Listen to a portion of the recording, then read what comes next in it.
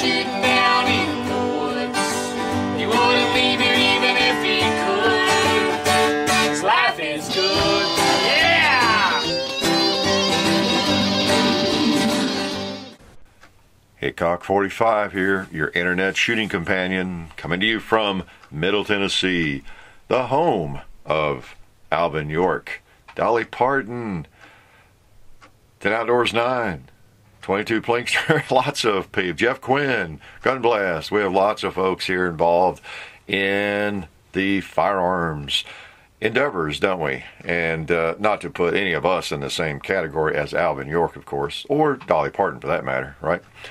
But coming to you on, what is it? It's a Friday afternoon late. Just thought I'd come out and chat with you a little bit. And speaking of firearms endeavors, before I forget, I did want to mention that there will be a rally here in Tennessee. For those of you who live in southern Kentucky or Kentucky, anywhere that can read. Just kidding. I'm from Kentucky. And can't read, of course, but there's a rally in Clarksville, Tennessee on March 29th, one to make sure you're aware of, at 6 p.m. It's going to be in the parking lot of the Freedom Deli. It's on Lowe's Drive. It's there on Wilma Rudolph Boulevard area where there's a Kroger and a Lowe's. It's kind of, I think, the intersection of, what is that? It's Wilma Rudolph and 101st Airborne Parkway, I think, that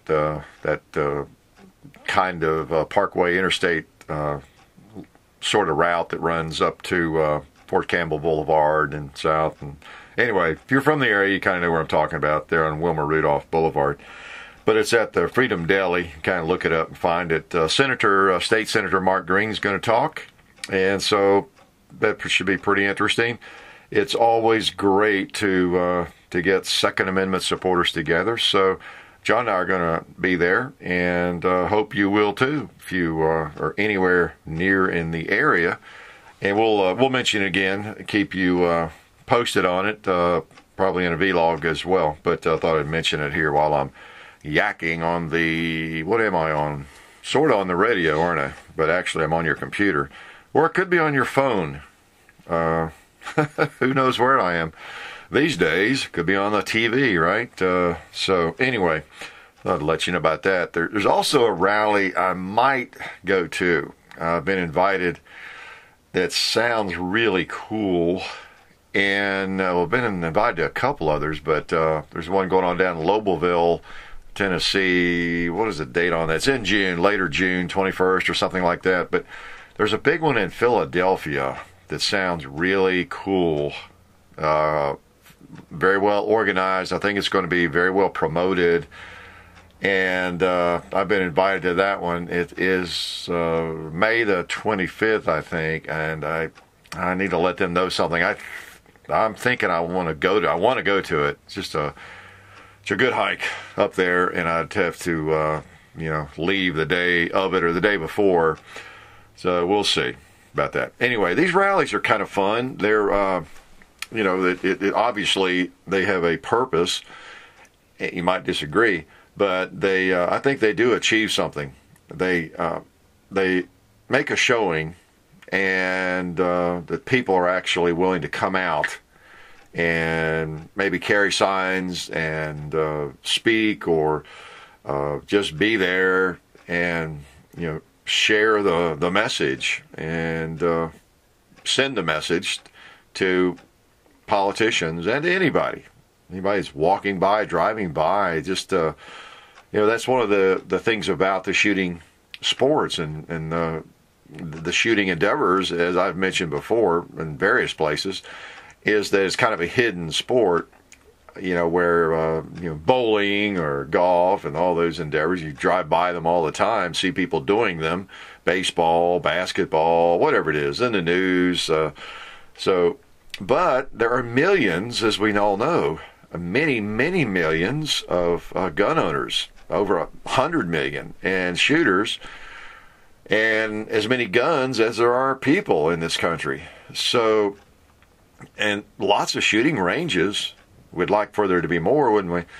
But they tend to be off the beaten path, of course. They're not right there where people are driving by and seeing them. And I mean, even the indoor ranges, they're not necessarily right on the main drag or anything. So, people don't know. It's a bland-looking building, it's some kind of gun shop, and the average person doesn't know there's even a shooting range in there. Maybe they just don't see people enjoying and participating in our sport, really. And even though there are millions and millions of people doing it every day, so it's just kind of a weird thing. So we need to come out of the closet as much as we can. We're not in the closet by choice, really. Hopefully you're not.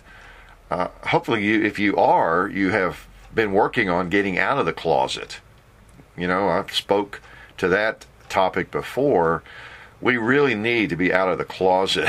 We don't need to be afraid to mention the fact that we are shooters.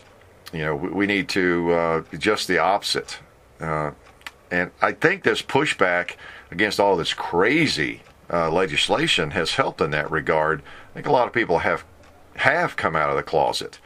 They see the Constitution being threatened, our rights being threatened for real. It's not imagined. And I think quite a percentage of people now have a different attitude.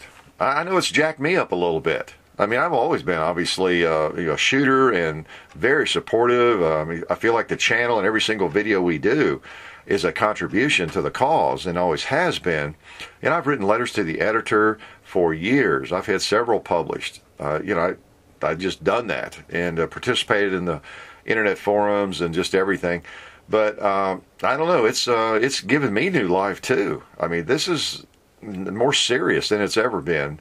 And typically, historically, I guess, a lot of people, even gunners, we have a kind of a love-hate relationship with our gun rights organizations. The NRA, for example.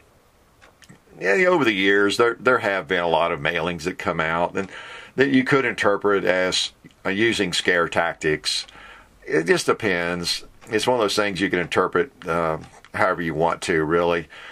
I mean, there's legitimacy in those scare tactics because there are people making proposals and have been, proposing firearms restrictions ever since I can remember. So, on the one hand, it's all been real for sure, but then of course, the NRA is trying to raise money to fight that, and so maybe they dramatize it a little bit at times, or have at times. I don't know, but I tell you what, there's no dramatization of it right now, is there? It's real, and I think that's gotten everybody's attention. That this is no longer one of those things that we sort of interpret as, well, this is just the NRA or the other gun rights organizations trying to, increase their membership, and which we support, but still it seems a little bit like that, or it's just people maybe being a little too paranoid.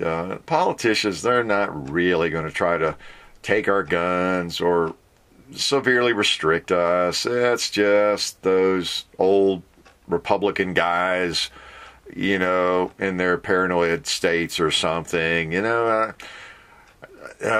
One of the advantages of all this is everybody, I think, has awakened. It's not paranoia, is it? It's not just a small segment of the shooting population that is concerned.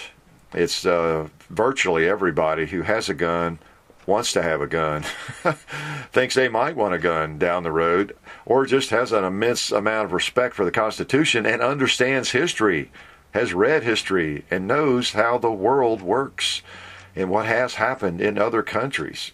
Even people who are not shooters that maybe even are afraid of guns. I'm sure there are people like that, maybe a lot of people like that don't really care that much about firearms, but they are very glad there are a lot of people who are not afraid of them. And there are a lot of good people like you and me who have firearms and are carrying the torch for them. They don't have to be a shooter. They don't want to be. They know that's taken care of. That's covered in this country. It's covered.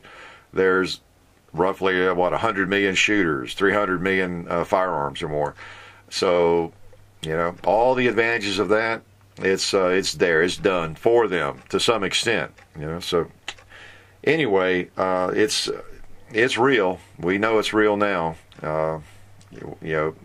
You might have argued in support of some politicians that they were not really after our firearms. Truth's out of the bag now, and that's probably a good thing. It probably is. It's an interesting situation politically, and I still want to stay out of the party politics. Really, I lean towards the libertarian view on that. Well, you don't. If you lean toward the libertarian view, you don't have to explain on certain issues, do you? If you know anything about that, if you lean toward the libertarian view, a person knows where you stand on basically about anything. But some of the newer, younger politicians seem to be, in the conservative party, I guess you'd say, seem to be moving more in that direction. And I think that's a good thing. Here I am. I don't, again, want to get into party politics, offend anybody. Of course, anytime you open your mouth, you offend people. You offend somebody. You can't help that if you're saying anything. But I still want to stay out of party politics. My party is just freedom. My stance has always really been for freedom. Basically, that's it. The Constitution. And, live and let live. Leave people alone. They're not hurting you. They're not really hurting anybody. They might be hurting themselves a little bit. And I know that's hard for some people to allow happen, but you just can't control everybody. And I come down on the side of freedom, liberty every time. I really do. I think I might have talked about that before. I started wearing seatbelts before it was a law. I used to travel a great deal in my car as well as fly before I came back to teaching many years ago. And I just thought it was a smart thing to do, keep my seatbelt on. And, you end up in some kind of situation, swerving and off the road, back on or whatever. Keep me in my seat, and just seemed like a smart thing to do. But then when Tennessee passed a law that you have to wear your seatbelt or there's a fine for not wearing, I didn't like that. I really didn't. That's just me. I was tempted to quit wearing it. That would have been stupid, right? But things like that don't make sense to me. I don't know.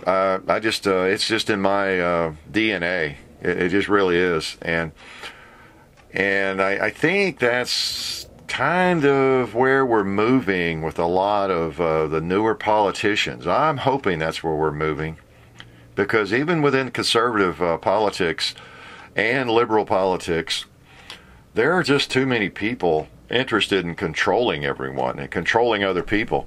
There just really are.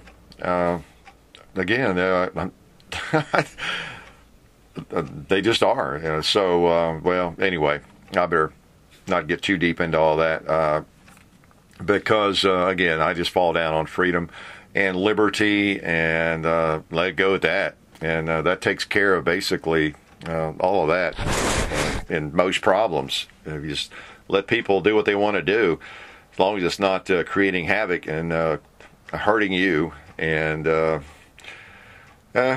killing people. I don't know. But it's complex, I know, and it's complicated. But we all want a better society, and that's really what everybody's trying to do. Even those who feel the need to control and mandate for other people, they want to make it a better world, make it a safer society, make it a better society. But you see what happens.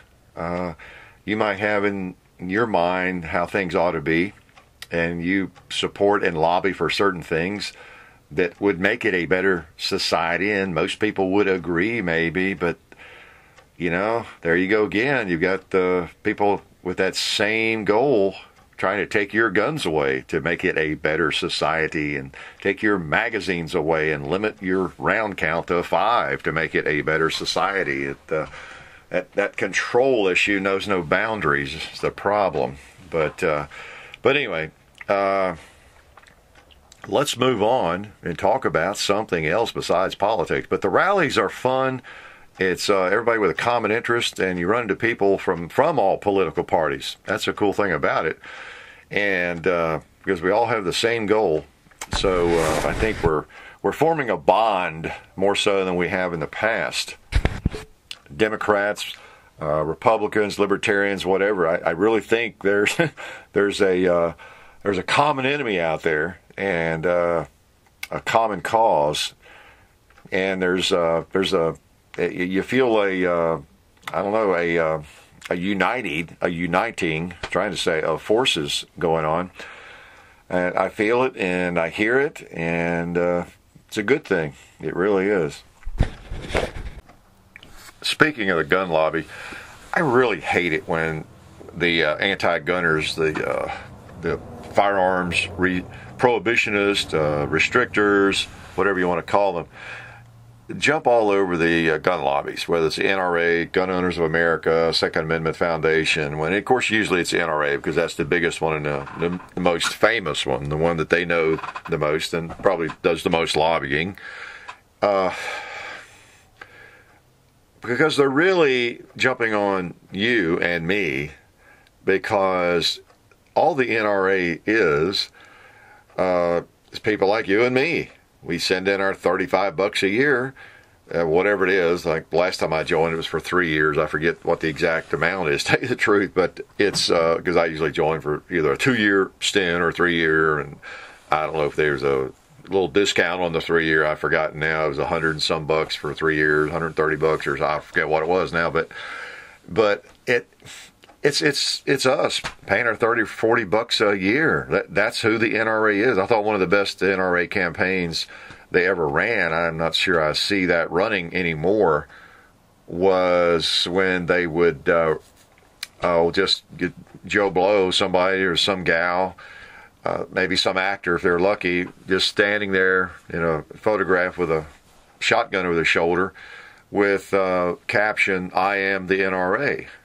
You know, because that was great, because that's who the NRA is, really. I know it's like any organization, the people running it get all the publicity, and even the members don't always agree with everything they do. But we are the NRA. That's one of the best campaigns I've ever seen, because it's so true. We are the NRA. When people are making fun of the NRA, and people will just, it's funny because anti-gunners, they feel no compunction about just in a conversation with someone who they know is a shooter. So, well, I have no problem with guns, really. The NRA is really out there, though. They're just crazy or whatever. The NRA is probably the shooter you're talking to, or 5 standing around there. I mean, it's people like us that join the NRA. We are the NRA. They represent us. Maybe not always exactly the way every single member wants to be represented. Imagine that in an organization that large. But anyway, you know, that it's funny because we are the gun lobby. It's not a bunch of fat cats, you know, getting millions of dollars from some source, one source or something. It's from the money we send in through our checks for the most part, you know, and the membership. And boy, it's really growing right now. That's great. It is great. I think it's up to, you know, it was like 4 million, you know, 3 point something for a long time, then it was up to 4, and I think it's up to 5 million members now, the last I heard. I mean, it ought to be 50 million. You know, again, there's too many people riding in the wheelbarrow with too few pushing it, but still, you know, it's growing very fast. All the organizations are Gun Owners of America, Second Amendment Foundation. So just as guns are flying out of the shops, ammo's flying off the shelves, anything related to firearms is moving fast. It's if only whatever business you might run or I might run were doing that well. Wow. And of course, the problem with the gun shops is they don't have the product to sell. God, can you imagine? How would you like to have a large gun shop right now, and with all the guns that you needed, that you had a source for all the firearms that you wanted to sell. Wow. You could be a millionaire in just a couple of weeks, couldn't you? Because that's, of course, their big limitation is getting firearms in. So, but hopefully things will calm down a little bit here. We get into the summer, particularly with ammo. We need to quit hoarding. We do. Just get what we need and let it calm down a little bit. Let them catch up. Let the manufacturers catch up some if we can. But there's just so many people getting into firearms right now that there's just a huge demand for ammo. Think of all the people who have bought guns in the last few months, of course the last 4 or 5 years, but that if they just wanted to buy a couple of boxes of ammo, it's an enormous amount of ammo.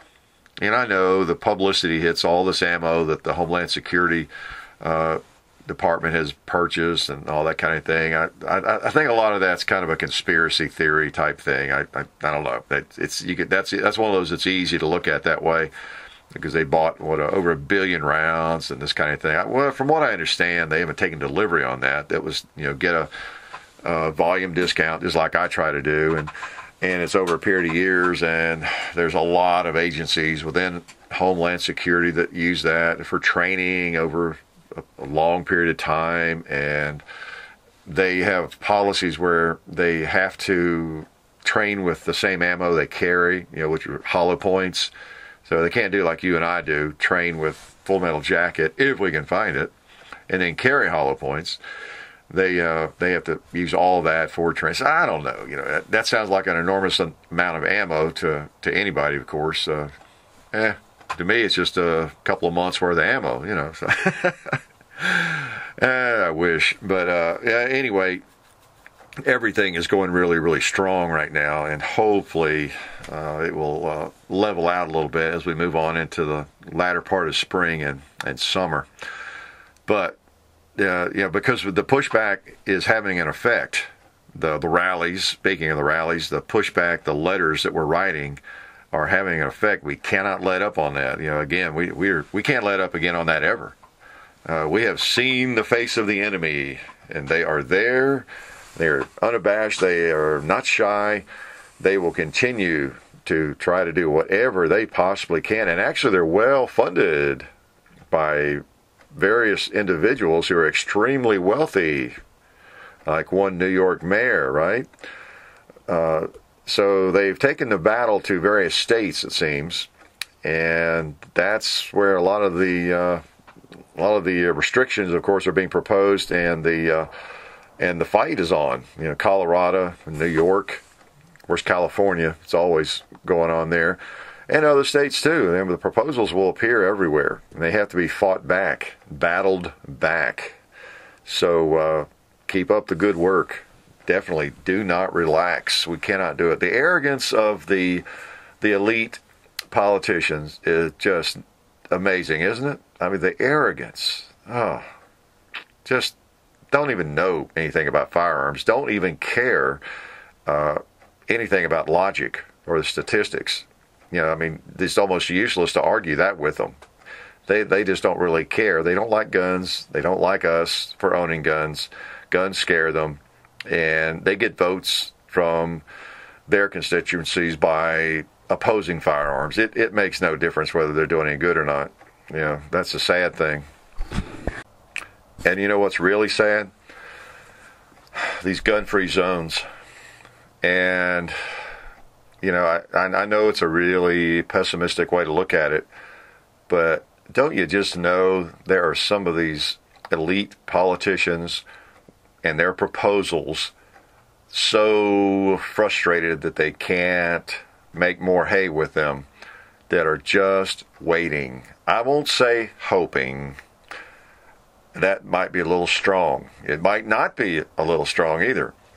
But we'll give them the benefit of the doubt that they are just waiting for another shooting, another big shooting, so they can make some more progress with exactly what they're proposing.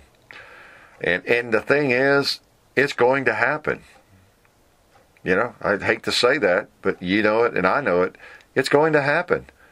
there are gun-free zones out there all over the place, and that's where most of these horrible shootings take place. Almost all of them, the horrific shootings, in gun-free zones. And that, of course, has been discussed, and anybody with an ounce of logic knows why it happens in those places. Because there are no gun-free zones. It's a murder-free zone. It's a free-fire zone. And think about it right now. In the middle of March, there's probably some sicko sitting around somewhere. He's frustrated about his life and how he's been mistreated, and no one will notice him, and not mentally stable. Who knows what kinds of drugs he's been on for the last 20 years to straighten him out. That's having an effect on him. That could be planning something as I speak that's pretty horrific, and could be right now scoping out where the most, how shall we say, trouble-free, resistance-free, gun-free zone is. What's the best target-rich environment where nobody's going to have a firearm? And of course, we could name those, couldn't we? It makes you mad, doesn't it? It just makes you mad that the gun-free zones are still there. The quote-unquote gun-free zones. Sandy Hook was not exactly gun-free, was it? They call it a gun-free zone. The Aurora Theater was supposed to be a gun-free zone. Didn't turn out to be a gun-free zone, except for the honest folks, right, sitting there watching the movie. So, okay, it's a crazy world, and we just got to keep fighting. Let's get off that topic and talk about some firearms. How's that? And you know what I've got out here? I have a firearm in my hand. Let's see if you can tell what it is. Put this back in. Snap it. Work this slide. Well, it went back. Take the magazine out. Now the slide will go forward. Okay. Well, actually, it's a 1911. Yes. And we've actually done a video with it. We'll post at some point. It's a Springfield TRP viewer lent us. And I've not really fired a TRP until I got my hands on this one. Pretty nice gun. I think you'll see in the video. You might have one of these. And nice trigger. Really nice trigger. It's got a good feel. It's a good looking gun. It's the TRP. It's the one without the rails, which I like, best myself. And it has really nice checkering. I mean, the checkering, when you put your hand on that thing, on that grip, it just is locked in. And you know how I like a rough grip? I like the Talon grips, the sandpaper grips. I like when I grab a firearm, for my because I really just use two fingers primarily. I just like a good grip. I don't want my hand moving at all, sliding at all. And that checkering does the job. It really does.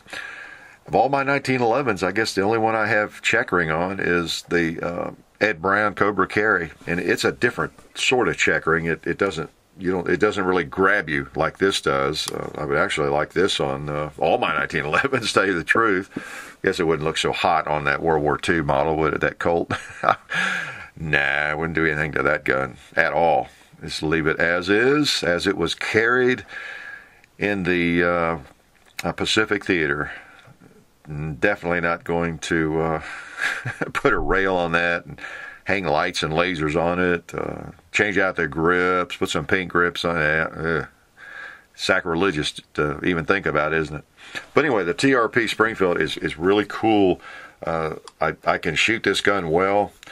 With the trigger is really not very heavy. It's not the lightest 1911 trigger I've ever felt, but it's got a clean break, and oh man, you just feel like you can drive nails with it.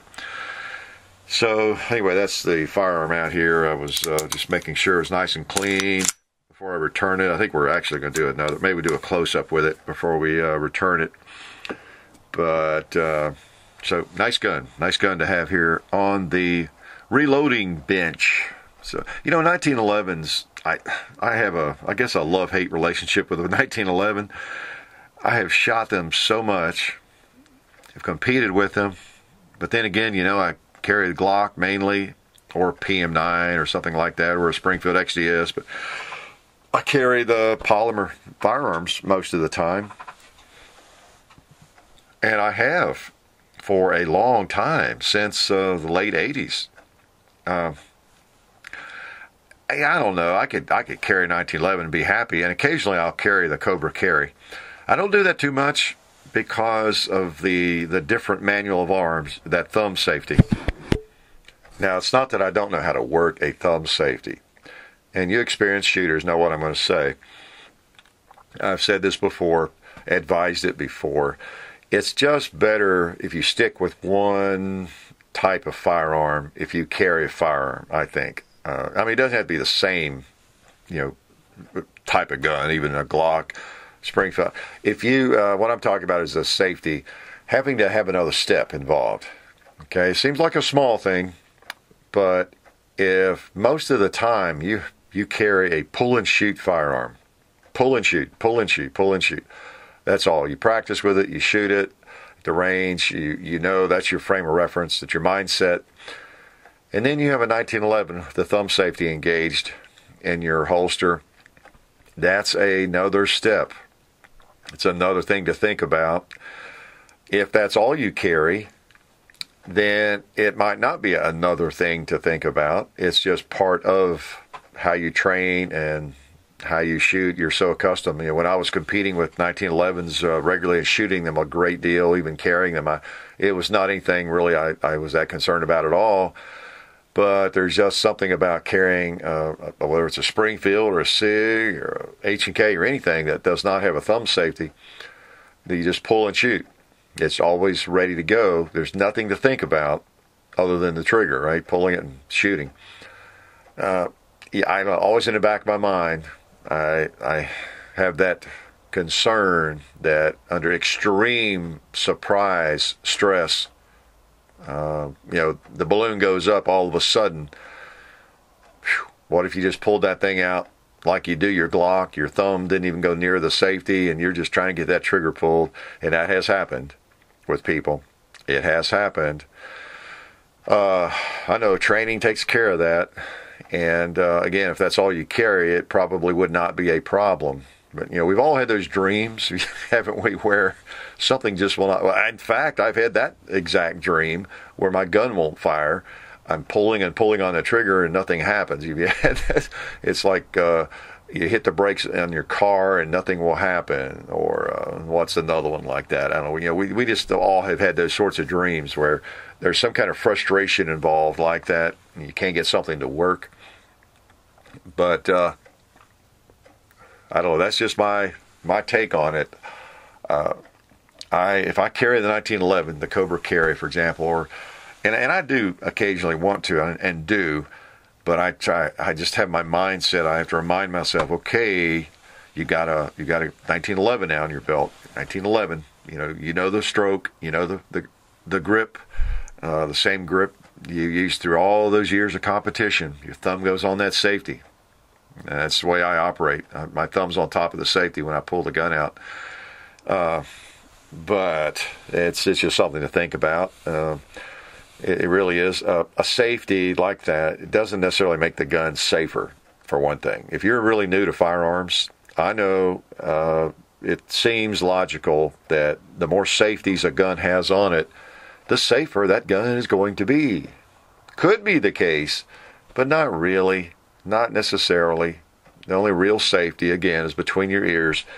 You're going to have to disengage that safety at some point, and then you've got a pretty light trigger on 1911. All right? So, I don't know. It's you just have to make that decision and go with it and train with it and make sure your mind is set correctly. Just the way you got to be. Another firearm I have out here, we'll be posting this video soon, pretty soon, is with the M&P Pro series. And boy, that is a nice gun, I'll have to say. The it comes through the Performance Center at Smith & Wesson, and they do a little more work on them, the trigger, and boy, is that thing a shooter. This is a loaner gun from the same fellow who owns the TRP, the Springfield. This guy has some good taste in firearms, as I point out in the video, I think, and he's been very helpful to the channel. He's lent us, I guess, the PPQ, and let's see, the Smith & Wesson, the M&P Shield, just some nice guns. And this M&P Pro series is, I don't have it out here with me, but it is a darling. It really is. I know you think I breathe and live Glocks and nothing else sometimes, but that's not really the case. Any gun that works, I like. And I can make most of them work pretty well. I just shot so many different types of guns. It takes a real piece of junk just to not work. It really, now I can't control whether or not it jams necessarily. I don't mean that. But, I can if it's a shotgun. We've had some recently that were very easy to short shuck. You've probably seen around the internet that there's a lot of people short shucking those things. It's just easy to do. And there's other problems maybe with some of them too, but you do really have to focus on that. But I can if I get my mind right, I can make a gun work if it's workable, and do it the right way, shoot it the right way, and it's just rare that I ever get a hold of something that is just totally junk and is hard to make work. The little Diamond, the DB9, the Diamondback, we had some trouble getting that one to work, and as you recall, if you've seen that video, we had some malfunctions in the video. We had malfunctions off the video, and it was just I just could not get it with whatever ammo, and so we finally did a video with it, and let the chips fall, and but most guns just work. It's just that simple. And what I was getting at there is I was wandering around in the canyons of my mind. The M&P Pro Series definitely works. Just because you've not seen a lot of them, I don't even own one, doesn't mean I think it's junk. You have to specialize to some extent, and as I've discussed before too, the political situation demands that to some extent, as I think a lot of people have learned in recent months and years, that you need to get whatever gun you like, maybe a couple or three of them, stock up on the magazines for those guns. That's why you see those piles of magazines I have put on the table over the years. No, you don't need 10, 20, 30 magazines for a Glock 21 or a Glock 19, but you know what? Maybe you do. Who knows what's going to happen? So that's one reason you want to kind of settle on your primary favorite firearms, I guess, in that sense. And then I just have not I've just not had the experience with the M&Ps that much. I know a lot of people like them, and if Smith & Wesson we're better about sending out T&E or sent out T&E guns. I don't know if anybody gets T&E guns from Smith & Wesson. I'm sure some gun writers do, but I'm not worthy, and so I have contacted them a couple of times over the years. But or else, if they did, I'd probably had a lot of different M&Ps, in the videos. But that thing is nice. Take my word, it is sweet. I mean, I'm not sure there's a firearm I have or have shot that I could shoot better than that gun. It's just sweet. It's a 5-inch gun, and it's long sight radius, beautiful trigger. It's a 9mm, so it feels about like shooting the Model 41 Smith & Wesson, the 22 long rifle. No recoil really, of course, and the bigger gun with the long slide. So it's very, very, very sweet. You'll be seeing that posted here pretty soon. We want to get that one up. I brought up the DB9 and that experience with that gun, the Diamondback, a minute ago. It reminded me of something. And I don't know I'm not sure what I want to say about this, but I do want to address it. When we do videos, I think I might have talked about this a little bit somewhere back through the months and years. When we get a gun in to do video with, especially a T&E gun from a manufacturer, or anybody really that lends us a firearm, or one of my own, but I take some shots with it. I'm assuming everybody who does gun videos does that. Ideally, you take a lot of shots with it and, get really familiar with the firearm and how it breaks down, how it shoots, and how you like it, the feel of it, how it shoots. Is it hard to shoot at long range? Is it hard to shoot fast and accurately? I mean, just duh. Gives you more information as a viewer if we have a little more or have some experience with the gun. So I think anybody who does videos like we do is going to do that every time. You're going to try out the gun, whatever it is, and just make sure you know how it functions and shoot it. So, and also that it works. You're going to find that out long before the video. I mean, So you're going to know if the gun's going to have problems. Case in point is the Diamondback, the DB9.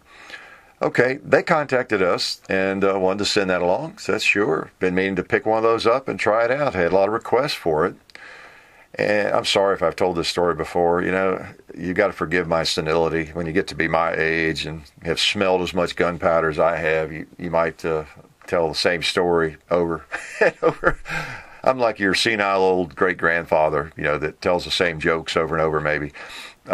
So you'll have to forgive me. But so we got that gun in and took it out and shot it some, and it was hanging up.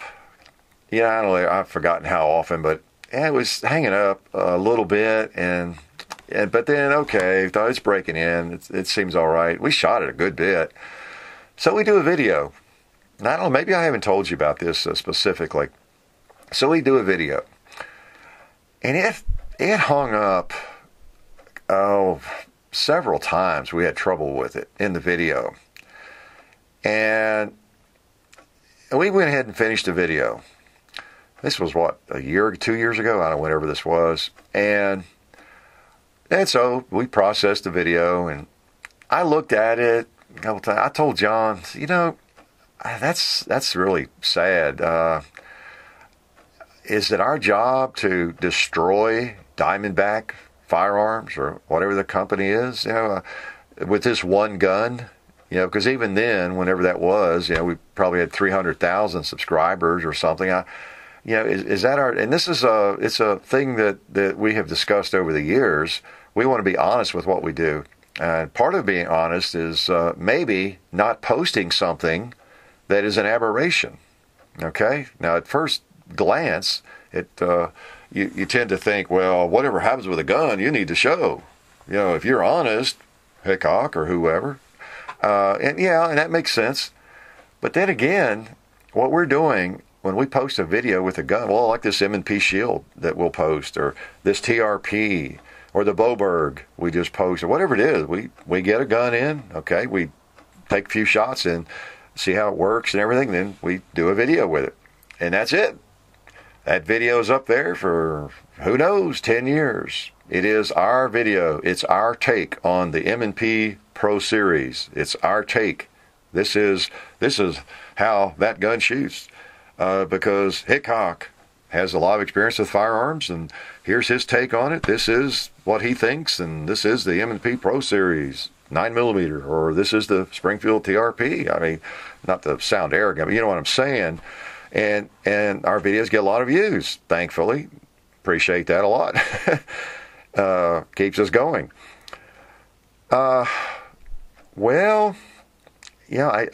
John and I talk about this. We want to be honest, and again, if it's an aberration, maybe we get a gun in. Could be a Glock, could be anything, and the thing hangs up every other time.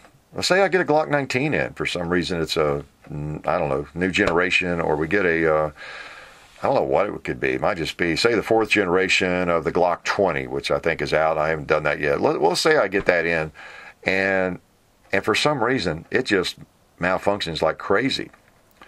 Well, I'm sure there's something wrong with that gun. If I post a video on the Glock 20 4th generation and it will not cycle, well, we have a pretty big footprint. Is that my job to make a statement and show that the Glock 20 is a piece of crap now? It used to be a good gun. Everybody loved it, but now it's a piece of crap because look what happened. Some people would actually get that impression. Now, a lot of people, because we have a lot of people watching.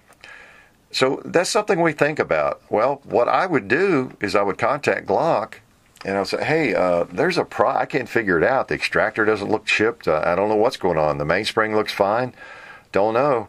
Let me send this thing back to you. Take a look at it. Send me another one or whatever. Are you having this problem with other people? Is this an aberration? I'm sure they'd say, yes, it is, which it probably would be with a Glock, right? So what would you do? I mean, think about it. Our job is not to be a basher of guns, especially guns that have a reputation of being a decent gun, because I know it would be an aberration. If I got any Glock in and it didn't work, it'd be an aberration. It'd be like buying a Mercedes and the thing won't run. I guess a Mercedes runs okay. I've never had one. Or buying an F-150 Ford truck or some classic truck, Chevrolet truck, and it just having nothing but problems with it from day one.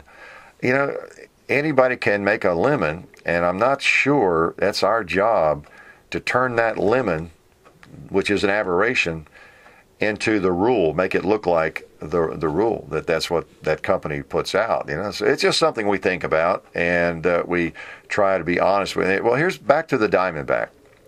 So I got to look at that video, and it really made the Diamondback look bad. I told John, I don't know. Do we want to post that? Is that our job to trash that company based on one firearm? Now, if we got, now I know I'm speaking philosophically here, and I'm kind of just thinking out loud. And honestly, I have not come to a definitive conclusion on all of this. It's something we have to toy with. It's something that most of you don't have to toy with, okay? Again, not to sound arrogant, but we've got a big footprint. Is it our job to just totally trash some gun company because the one that we got had a bad extractor or something? I don't know. So anyway, we decided to try it again. Shoot it some more. We did. Shot it some more. And in the next practice with it, we were still getting some malfunctions, but not quite as often. And then so we did another video, and as you see, it had some malfunctions. It wasn't as bad as that first video, and we even toyed with it. Did we do a third one? I don't remember now, but we got a video with that gun to where it was working okay, but it did have malfunctions to where we thought this is probably more representative of this firearm. And we couldn't find any problems with the gun, like an extractor that was chipped or anything like that. And I did not send it back and asked them to send me another one. I mean, to be really scientific, I guess that's what we should have done. Again, it's not my job to be the ultimate evaluator of one particular company, but we could have gotten 4 or 5 of them in. To be really scientific, I guess that's what you'd want to do. Get 5 or 6 of those in, shoot the crap out of all 6 of them, and track how it goes and all that sort of thing. But that's all out there on the internet. All you do is go to any number of forums and you search DB9, for example. You can read for about 30 minutes. You'll probably know everything you need to know and lots of people's experience with that gun. So anyway, it's something we think about, and it's that we don't feel like we're being dishonest. We feel like we ought to give the company a chance to make it right before we totally trash that company, because that's essentially what happens if that gun doesn't work. So my thinking is, right now, I really don't want to do a video with a gun that's not working right at all. unless I try again with another gun from that company, same thing. Maybe a third gun, same thing. Okay, y'all need to know that. These guns just don't really work very well. Maybe we don't even post a video. Maybe I just talk about it in a radio show and a B-log and tell you, hey, we tried, by the way, y'all, we tried to do a video with a certain gun, and we couldn't get them to work. Just wanted to pass that along to you. You know, so I don't know. It's kind of a not an integrity issue. It's a really kind of a philosophical issue, and it's a question as to what our mission and our purpose is, and with whatever power we have, whatever influence we have, trying to wield that influence in a responsible way. You know, I don't know. It's a weird thing, but anyway, you know, that video's up. Long story short, we haven't hid anything. Obviously, I'm telling you now, and I think I talked about it before in a radio show. And in that video, it really doesn't look very impressive, that particular gun. But it got through the video, and it looked good in places. And, you know, anyway, that's kind of thing. And part of the reason I'm telling you this is, well, I'll tell you what. I forgot the American, the Ruger American. This was a better example in a lot of ways. Well, everybody knows Ruger makes good guns. A bolt-action rifle, the Ruger American. You know, how many problems you're going to have with a simple bolt-action rifle? Well, we got one in, T&E. I requested it. Y'all been asking about that, and I have talked about this, I think. Oh, I told you in the video about it, but the second, well, the only video actually we did with it, I guess, but that the first one that came in, the bolt would stick after like 5 or 6 rounds. Could not get it open. So, you know, I'm out there shooting it. I had that gun for, I think it was like 2 months. That thing was it was due back to Ruger, and we still hadn't done a video. It was busy, and I would take it out on a weekend, take some shots. We were going to do a video with it. I had the scope on it and everything, and got to shooting it, and I couldn't get the bolt back after 6 or 7 shots. That thing, if it heated up at all. So, oh man, what is the deal here? The bolt seemed just fine until you shot it several times. And so, I don't know, man, there must be some dirt in there or something, a piece of brass. I don't know, maybe this ammo is not good. So we'll try it again tomorrow, and then I wouldn't get to it. It'd be the next weekend, and I'd clean it again, and then maybe try a different ammo, and I get the same thing.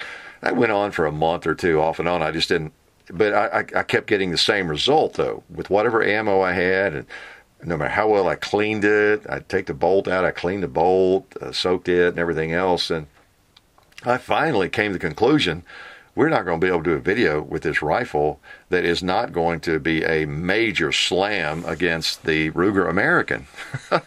Because after about 6 or 7 shots, I was going to have to get a 2x4, literally, a piece of wood, and knock the bolt back to extract the round. I literally had to do that.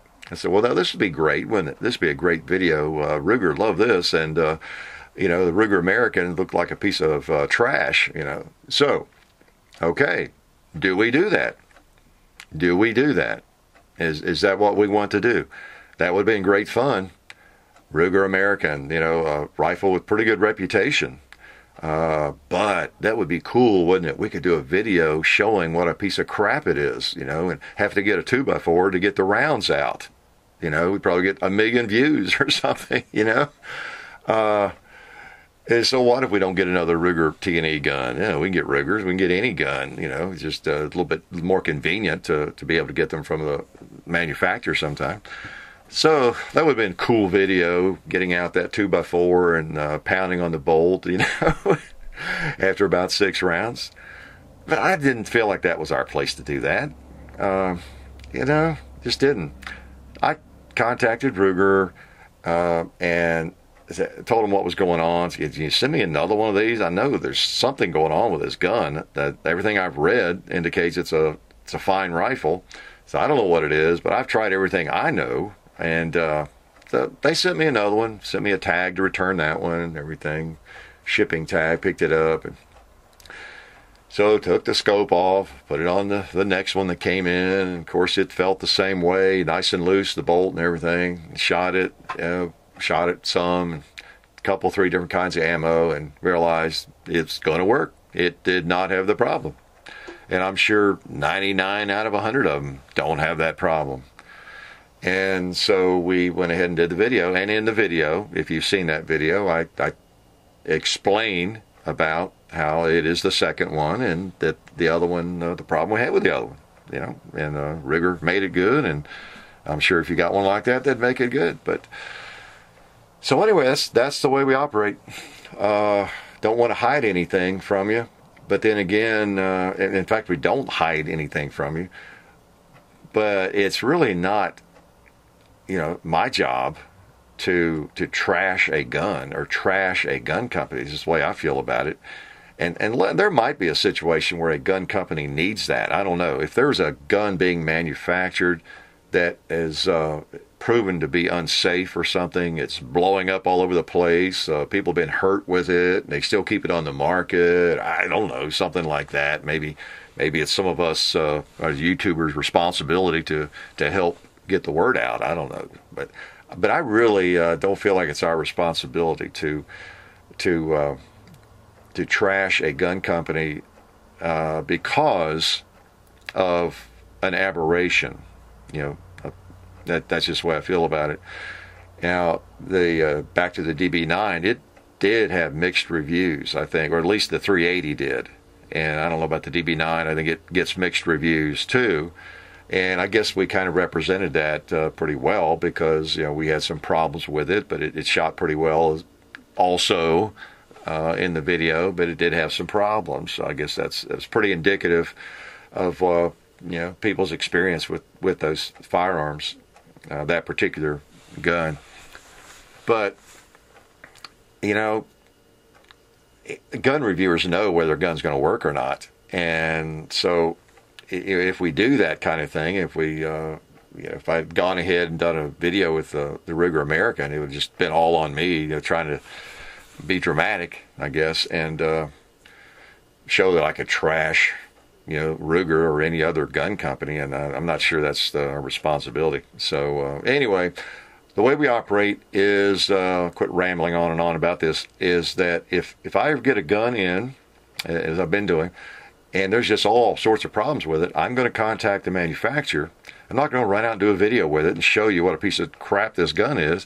I'm going to contact the manufacturer and let them know, and if there's something I'm doing wrong, or, oh yeah, we meant to tell you you need this, or it won't use that kind of ammo, or whatever. I might find some information that way that I need to know, didn't know. Or get another one in, let them figure it out, and just learn from that, and then pass that along to you when we do get one that works, about what happened with the other one, that sort of thing. So anyway, that's kind of the way the game goes, and that's the way we're going to operate. Definitely not going to hide anything from you. Going to let you know what's going on with it, but we're not going to run out and do a video just for the drama effect of it. And there's too many gun companies that are working hard to make quality firearms, and as with anything, there could be a limit, and there could be a problem with something that just gets through the quality control. It could be like a 1% deal or less than that, and if we put a video up there, it's published, and whatever our video represents, we want that to be a fair representation of that firearm. And we've had guns that we've done videos with that other people might have had problems with that we did not have problems with, and in a way that might be an aberration too. But that's just a snapshot of our experience, so that's kind of the way it goes. Give you a little inside baseball there, and let you know what our thinking is. And you might disagree, but I think if you think about it, think about where we are and what we are doing, and what maybe our responsibility is to you in terms of giving you a fair representation of whatever it is we're reviewing or shooting. I think probably kind of agree, I guess. I don't know, maybe not. Speaking of firearms and getting firearms into to review, you might have seen the Boberg video. That's an interesting little gun, I'll have to say. And that gun is very strange, very expensive. And you notice I didn't tell you what the cost was until later in the video. I didn't want you to just click out right away. Oh, by the way, this gun is at $1,400. Go pick you up a couple of these. But wanted to show you the firearm, and then just sort of drop that as, oh, by the way, it's kind of funny actually. Of course, some people have made comments, which I knew they would, trash it because of the expense of it. And it's just one of those deals where it's expensive, I guess, to make, and small company. And if you really like the firearm, it might be worth that to you. But to most people, it would not be, would it? Including myself. But it's an interesting little gun. It really, really is. And I think somebody pointed out, maybe in a comment too, there is that other issue. If you find a gun like that works for you and you really like it, maybe it's not that expensive. I think I said that in a video, how we're all looking for that perfect carry gun. When you get down into carry guns, and then especially smaller carry guns, pocket guns, oh man, I know I've made that comment in videos, how the bar is raised. I am extremely picky about pocket guns, guns that small. If you talk about a 9mm, I mean, that's everybody's holy grail. If you can find a 9mm pocket gun that's really small, that shoots well, easy to shoot well, is reliable, holds as much ammo as it can, and still be really small and flat, you've really got something. Right now, for me, the PM9 is the best I have found. There's some others that are really close, that are really nice little guns, whether it's the Nano and, maybe the Boberg, if it's reliable for you. There's some really nice little guns out there. Well, the Shield, of course, it's not as small as a PM9, though. The XDS is coming out in 9mm sometime here this spring. I'm supposed to get one of those. But I think still the PM9 is the smallest, I believe, of anything that we've looked at in terms of thickness and size, and that feels good in the hand and shoots well and is reliable. And now, there's other good ones. But that really is the holy grail for us, people that carry firearms, particularly in the summer, or in pocket carry. I would pay a lot. Well, I paid a lot for that PM9. I would pay a lot if when I find a gun that is, oh man, this is it. There's no way it will get better than this. We got nice capacity, great size, because it's small, shoots well, easy to shoot well, safe, reliable, precision gun. Hey, if I find that holy grail, I might pay $1,300 for it. We don't think anything about paying that kind of money for an AR, do we? And $100 for a magazine or something, or whatever we need for our favorite guns, and continuing our hobby. We have all these things on the list, right? All of us do, that we would like to get sometime, and it doesn't take much of a gun to be $1,000 anymore. Some of the lever action Uberti is $1,000. I mean, this doesn't take much. So I'm not defending the price, or even that particular gun, but it is something we have to remember, that that a small gun is tough to find exactly in the configuration that we need, that we want, that we're looking for, with those characteristics I've mentioned. And again, right now, the PM9 is still it edges out the others for me. And I still don't think the PM9 is as reliable as a Glock or a SIG or an H&K or any of those bigger guns. It's so small. I don't recall having a malfunction at all with mine.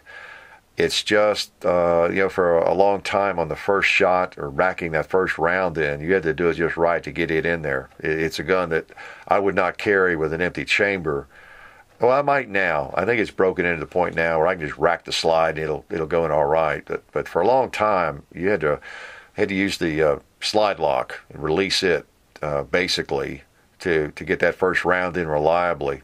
But it's more like a bigger gun now. But so that's always in the back of my mind. But I have to say though, once you got a round chambered, it's going to work. And of course, I carry it hot. So that's my perfection at this point, or most nearly perfect pocket gun right now. There's others though. I mean, I carried the XDS 45 a lot last summer in a pocket holster, most of the summer in fact. But part of that was just to see if I could, and knowing I'd be reviewing and shooting it and talking about it. I just want to get more experience with it because I bought it as mine. But in a 9mm, the PM9 right now edges these others out. And if something came along I liked even better than the PM9, and it was $900 or something, I'd probably be thinking seriously about a way to obtain it. So, yeah, expensive, but boy, that's that area where it's hard to find exactly what we want. Whereas if you've got a gun on your belt, a gun with some size to it, I mean, there's 50 guns that there's not that much difference. There's 5 or 6 different SIG models or H&K models or Springfields, polymer guns, XDMs, Glocks, that as far as the size and reliability, there's not that much difference. They're all going to work, and they're all going to be in the same size, vicinity category. But boy, when you start trying to find a small pocket gun that you can actually get your hands on and shoot, something bigger than the LCP. The LCP is small, of course, 380, but I find that gun hard to shoot well. It's just, of course, I have large hands, but I find it hard to shoot well. So I'm talking about the next size up, but still a pocket gun. That people would pay, I think, a lot for one. And I'm not saying the Boberg is that, but again, I'm talking about price and something that sounds outrageous. It might not necessarily be that outrageous if it's that holy grail. And then again, I think someone pointed out, and it's something I always think about and will mention. I think I've mentioned it before. Sometimes the person that complains about a gun being too expensive is the same person that's got 8 or 9 junk guns lying around the safe or the closet. They've got, a dozen $200 guns, and just refuse to pay $600 for a really quality gun. Whereas maybe they could think about consolidating and trading up to something with a little more quality, because quite often that closet full of junk guns is just the results of their trying to find a gun they like, or a better gun for $200 or $300, and we all know that's hard to find, right? So anyway, said a word or two about that. Of course, that SD9VE is pretty close to a $300 gun that you could like, wasn't it? That gun was pretty impressive. I've talked about it and did a video with it. For an inexpensive firearm, that's a pretty nice gun, I have to say. Well, I may have exceeded my limit on yakking here. I don't know how long this one is, but what else was I going to talk about? I don't know. I hope that you're continuing to write letters and contacting your representatives. Don't get into a cycle if you can. Get into a schedule, like every Monday morning or every Friday afternoon, whenever there's a day or a time that's a little slack or something, just schedule time to do that. And we got to keep ourselves in front of them, keep our faces in front of them, so they don't even contemplate supporting anything. That's a better situation than these proposals and bills getting passed along in committee and out of the committee, and then maybe don't quite make it because there's so much resistance to them.